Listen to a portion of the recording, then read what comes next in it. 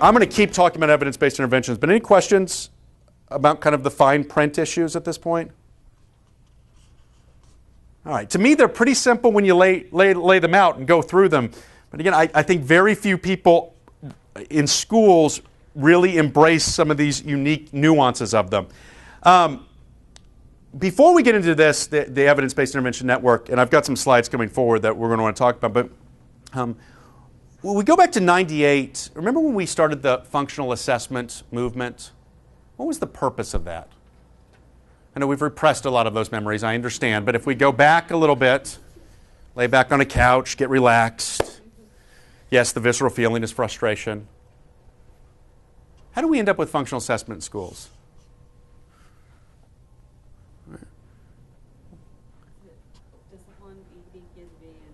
Yeah, it really was. I mean, that was the core nugget. When we go back to that, to get pre-referral interventions put in, what was given to teachers and superintendents groups or administrators groups was the ability to suspend kids with IEPs.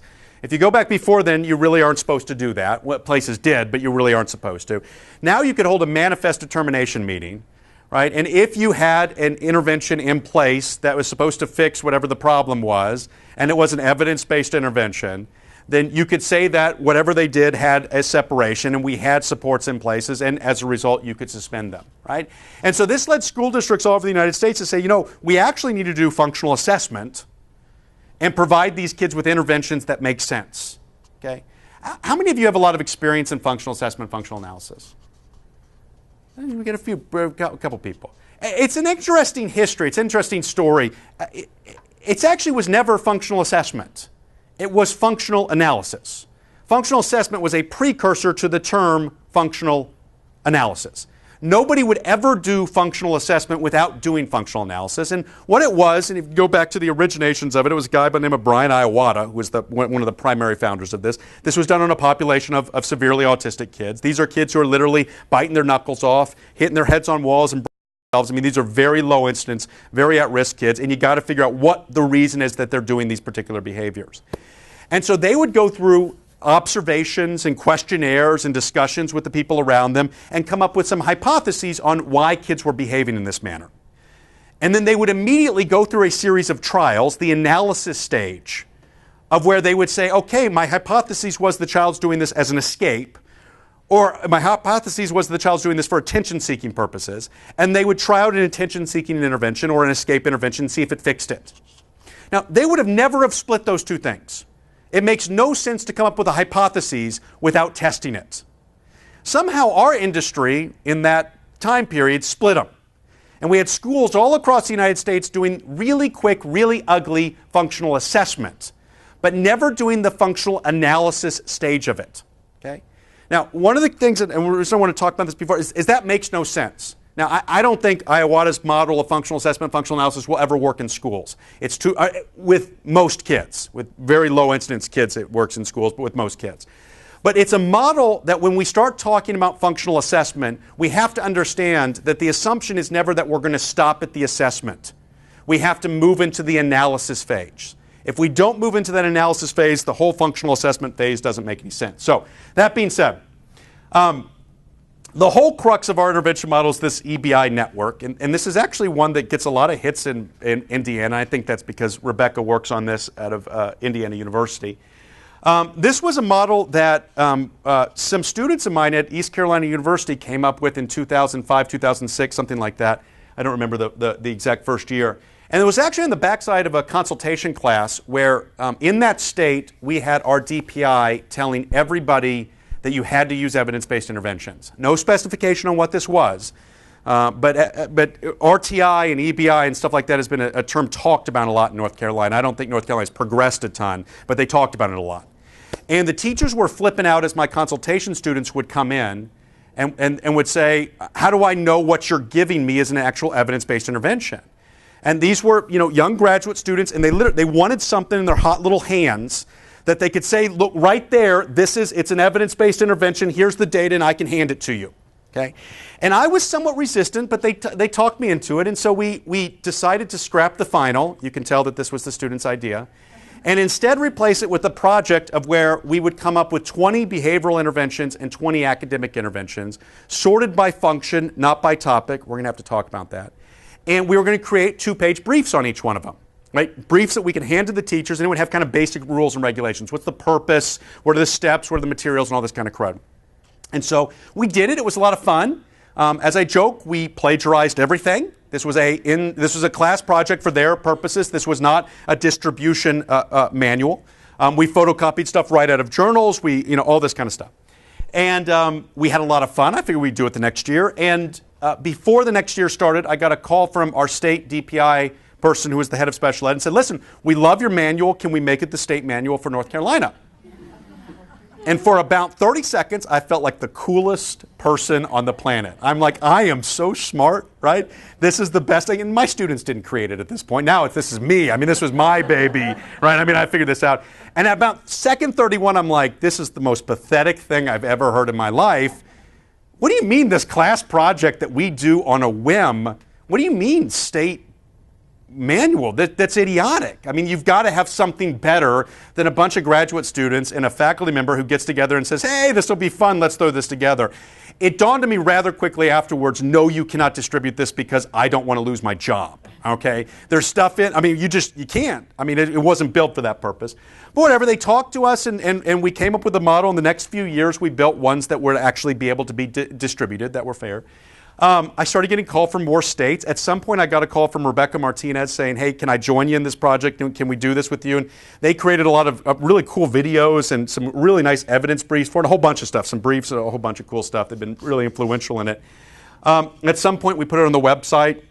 I honestly assumed by 2012 this would be a totally worthless site, that we would have government sites that essentially do this, that we would have physician drug reference. We would have stuff out there.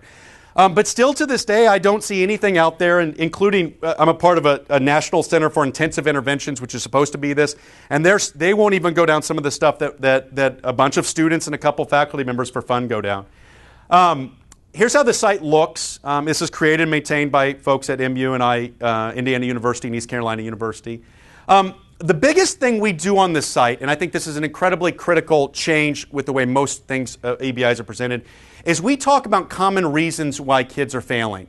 We've built what we consider is a very, well, the academic side was built, we built the behavioral side, a framework that's an easy way to determine functions for teachers. And so we do not group interventions by reading, math, spelling, and behavior. We do break them into a behavioral category and an academic category. I really don't like doing that because, frankly, behavioral interventions look very similar to academic intervention if you get to the core components. But schools are never going to do that. I mean, they're always going to treat those as separate, so whatever, we give into that. I would argue strongly that anything that presents evidence-based interventions within a framework of subject area will never be useful, because it unfortunately suggests to people that the intervention will work with reading problems. And reading problems have a variety of functions within them, and you have to identify the function within them. And a child who is at the acquisition stage in reading, the intervention for that child looks the exact same as a child who's at the acquisition stage for behavior. It's called direct instruction. It's this crazy idea that has a couple of thousands of studies suggesting that it works universally across almost all populations, right? If you group it by subject area, I think it confuses people to think that they're using an evidence-based intervention, and they could be using a fluency intervention with a kid who doesn't have basic skills.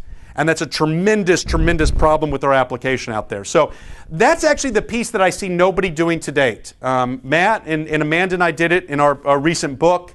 But the National Center for Intensive Interventions still doesn't want to group by function. What they specifically said, which is a slight bother to me, but regardless, is that that was too much. It was too confusing. It would be too much change.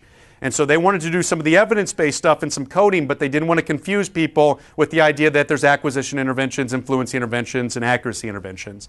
That's the website for it. It's ebi.missouri.edu. If you search for evidence, the EBI network, anybody know what you get? What's the first hit when you get Rush Limbaugh to start off with? We didn't really think of that when we named it. This site is almost exactly like Rush Limbaugh. No, it's really not the exact same thing. His also makes more money than ours does, which ours makes none, so what are you going to do? This is was the overview page. I changed it a few days ago, so it doesn't look like that anymore, but it gives you an idea of how it's broken apart. Here's where the evidence-based interventions are. We try to force people to go through a series of steps to make functional decisions about interventions. We're actually thinking of taking the search function off of it, because people go right to the site and search for a particular intervention, and then I think they don't think about the function. What we ask people to do is say, do you have an academic problem or a behavior problem? Then describe the problem. Okay, the kid doesn't want to do the task. They haven't had to do it that way before. They haven't spent enough time. The task is just too hard for the kid. They haven't had enough help doing it. So we ask them those questions. Those are actually questions really based on Daly and Martin's instructional hierarchy ideology for academic side. We've got a similar thing for behavior. The behavior actually aren't these positively punished, negatively punished. We ask questions on, do they know the skill? Is it a class-wide problem? Are they getting something out of it? Those will be attention-seeking. We'll talk about them. Are they getting out of something by misbehaving? And then we've got some generalization ones that we play with. And those lead to these briefs. These briefs, honestly, they haven't changed. We've changed the briefs. We've updated them. But the structure for the briefs are the original versions that my students came up with back at East Carolina University. They have a brief description, 1 or 2 sentences explaining what the heck's going on. Then they talk about what common problem these address, trying to explain what's the purpose of the intervention. Is this a hammer? Is this a screwdriver? What's this trying to fix? We give a step of procedures that they should go through. And then 2 pieces, which I think are the most important pieces. I don't think anybody else does, but that's okay. Critical components that must be implemented. What's the core of these interventions? What do you have to do to make them work? And then critical assumptions to influence the problem-solving model. Most of our critical assumptions are that your reinforcer is actually reinforcing, that the instructional material is actually at the child's instructional level, right? But we want to say that over and over again because, again, I think most teachers still believe if you give a kid M&Ms, peanut M&Ms, it's a reinforcer even if the kid's got a peanut allergy, right? This idea of reinforcer as something responsive rather than something prescriptive, I think is difficult for people to do. We've got materials on a bunch of these. They expand out. We've got sample materials and all that kind of stuff. We try to keep them short. We're somewhat under the belief that if it goes over a page, nobody will read it. Some of ours go into 2 pages. What do you do? We've got the references for them that gives some of the evidence base for them. I don't think I have any. Oh, here are some of the YouTube clips. So you see there's an Indiana one here. Rebecca was smart with this. She had her students dress up in Indiana gear for a lot of these, and so which I thought was kind of cute. I don't know. I've never looked at this slide before until a little bit before. I have no idea why "don't be in a mugshot" picks up as a suggestion for the rest of our EBI network stuff, but you got me on that. I honestly, this is a real old slide actually. I honestly didn't think these would be used that much. This was something Rebecca called and offered to do, and I thought, what the heck, why not? They get viewed a crud load, a lot. A crud load, I think I'm allowed to say it. They really have had a lot more response. She's actually gone through and done a lot, some in-class intervention videos with teachers doing them recently, which have been recently put up, and those are pretty cool. They're really nice videos for people to look at. A couple of other things that we put up in conjunction with the IU students. I actually had a call from the state of Louisiana that said they were going to stop using our site if we didn't provide evidence briefs. Okay? And it was interesting as Rebecca and I had been having conversations about creating some sort of evidence briefs for these. I thought it was wild that the state would say they were going to stop using our free site if we didn't do something. I don't know what threat is there. We've never made a penny off of it. My response was kind of, really, I guess it works different in Louisiana than it did down in North Carolina or Missouri, but I don't know. But it was honestly a pretty good idea. And what their point was is that simply because we put a couple of citations up doesn't necessarily mean it's really evidence-based. Now, I actually think that's a really naive approach. Evidence-based is not something that you have or you don't. There's the amount of evidence that you have to make something evidence-based. It goes from essentially zero evidence to a tremendous amount of evidence. One article means you have some evidence for it. I mean, so it starts you on the path of evidence-based. We have no specifications for what truly is evidence-based. And then when we get to the individual child level, then none of that really matters anyway because we have to see if it's evidence-based for the kid. Regardless, I liked the idea, and Rebecca's students were the first group to do this, of where we said, okay, why don't we go and explain what's the theory behind this? And so we actually don't do check-in, check-out on the site, and I think we might remedy that. But so with check-in, check-out, we would explain exactly what it is, what's the theory behind it, and then the article, then the sites behind it. One of my favorite briefs is Stop Punishing the Kid, right? Stop punishing the kid for appropriate behaviors. And that's kind of a fun one to go into because you can talk about positive punishment theory, and you can talk about, I mean, literally hundreds, if not thousands of articles on if you positively punish stuff, it decreases the rate of doing those activities. Those evidence briefs aren't used a lot, but I think they're great for somebody who's challenged in terms of, is this really evidence-based? You can toss that thing down. It's a little essay from either the ECU or the MU or the IU students that overviews, and I think it really provides a compelling case for why something is evidence-based. Frankly, I think it does a far better job than some of the stuff I see from testing companies saying why their tests are evidence-based. It actually all goes back to the theory. All right, so using the site, we ask people to go through the academic or social behavior problems that they have. We ask them to select an intervention. If there are more than one, we let the teacher say, hey, what do you want to do? And then the idea with the site is that you should spend about 5 minutes doing that, maybe. If you spend longer than 5 minutes, you're going to come up with something funky instead of something which is more likely to be actually true, right?